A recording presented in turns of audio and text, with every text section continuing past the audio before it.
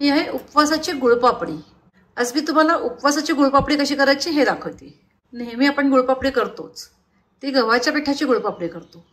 इथे उपवासाची गुळपापडी केलेली आहे। किती छान झालेली आहे। आपल्या नेहमीच्या गुळपापडीसारखीच ही गुळपापडी दिसते।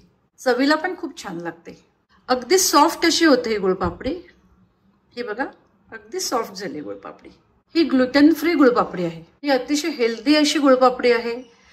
ह्याच्यामध्ये प्रोटीन, कॅल्शियम सगळं भरपूर आहे। मुलांकरता अतिशय हेल्दी असा हा खाऊचा प्रकार आहे। करायला सोपा आणि चवीला उत्तम असा हा पदार्थ आहे। नमस्कार, Shreya Athawale kitchen and arts मध्ये आपलं सगळ्यांचं खूप खूप स्वागत आहे। तुम्हाला माझा व्हिडिओ आवडेलच तेव्हा माझ्या व्हिडिओला लाईक करा, शेअर करा। जर तुम्ही अजून सबस्क्राईब केलं नसेल तर प्लीज सबस्क्राईब करा, बेल आयकॉन प्रेस करा। तुम्हाला जर माझे व्हिडिओ आवडत असेल तर तुम्ही जास्तीत जास्त तुमच्या ग्रुपमध्ये ते शेअर करा। तर अशी ही थोडीशी वेगळी पण हेल्दी अशी गुळपापडी कशी करायची ते आता बघूया। उपवासाची गुळपापडी बघतोय, त्याचं साहित्य बघूया। राजगिऱ्याचं पीठ 1 कप घेतलेलं आहे।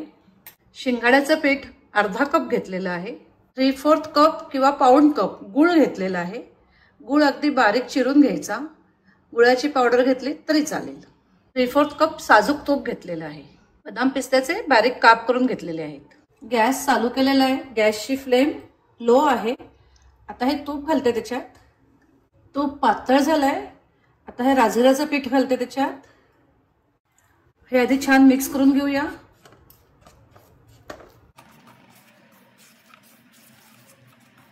शिंगाड्याचं पीठ घालते। आता हे आपल्याला सगळं छान भाजायचं आहे। खरपूस भाजून घ्यायचं आहे। ह्याच्यात जे तूप घातलंय ते तूप सुटेपर्यंत, रिलीज होईपर्यंत भाजून घ्यायचंय। हे राजगिऱ्याचं पीठ खाली लगेच लागतं किंवा ते जळतं, त्याच्याकरता गॅसची फ्लेम लोच पाहिजे। आता हे मी 4-5 मिनिटं आधी भाजून घेते। उपवासाला आपण बरेच प्रकार करतो, तुम्ही हा एक प्रकार करून बघा, तुम्हाला सगळ्यांना नक्की आवडेल। एक तर पौष्टिक आहे, राजगिरा, शिंगाड्याचं पीठ हे सगळं पौष्टिक असतं।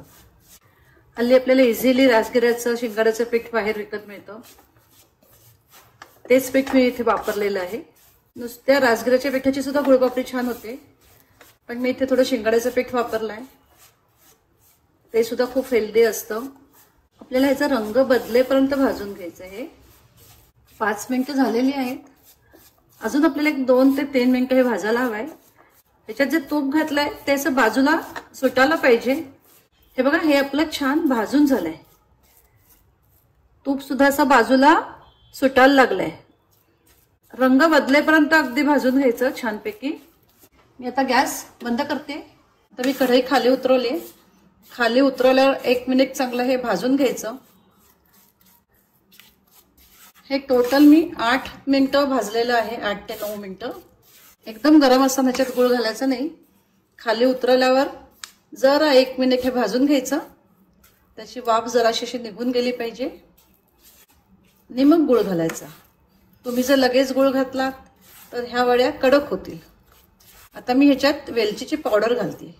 1 छोटा चमचा वेलची पावडर घालते। ही छान मिक्स करून घेऊ ह्याच्यात। आता बघा, हे असं जरा जवळ यायला लागलेलं आहे।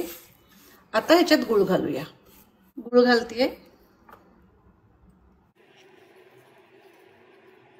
आता हा गुळ ह्याच्यामध्ये छान मिक्स करून घ्यायचा। तो छान ह्याच्यात एकजीव झाला पाहिजे। त्यामुळे तुम्ही किसून गुळ घातलात तरी चालेल किंवा गुळाची पावडर घातली तरी चालेल, ती लगेच मिक्स होईल ह्याच्यात। कढईला मी आधी तुपाचा हात लावून घेतलेला होता, त्याच्यावर हे ओतते आता। तसंच ह्या पिशवीला सुद्धा तूप लावून घेतलेलं होतं। आता हे छान थापूया। आता जरा प्लेन करून घेते, एकसारखं करून घ्यायचं सगळं। आता हे बदाम पिस्त्याचे काप वरनं घालू।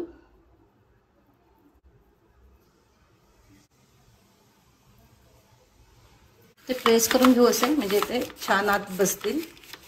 तुम्ही सुक्या खोबऱ्याचा किस जरी वरून घातलात तरी चालेल। आता 10 मिनिटं जर असंच राहू दे। 10 मिनिटांनी आपण वड्यांचं किंवा गुळपापडीचं मार्किंग करून घेऊया। ह्याची आपल्याला वड्या पाडायच्या आहेत, तर मार्किंग करून घेऊया।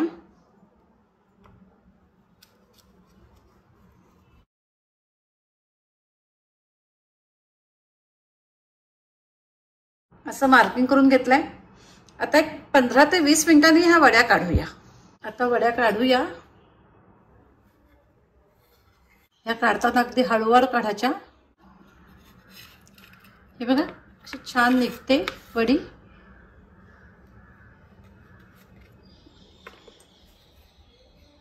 हे बघा काढताना अगदी हळूवार काढायच्या. अशा नाजूक असतात ह्या. छान अशी आपली गुळपापडी तयार झालेली आहे.